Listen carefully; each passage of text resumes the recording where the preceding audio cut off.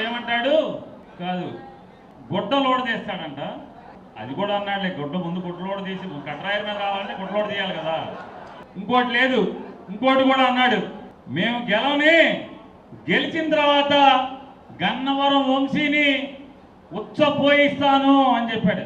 పోనీ జగన్మోహన్ రెడ్డి గారు దిగిపోయిన కాడి నుంచి ఇప్పుడు అన్నోడు వాళ్ళ నాన్న ఎక్కిన కాడి నుంచి వంశీ పోనీ హైదరాబాద్లో ఉన్నాడు అనుకోండి, 5 నెలలు బెజవాడ జైల్లో ఉన్నాడుగా.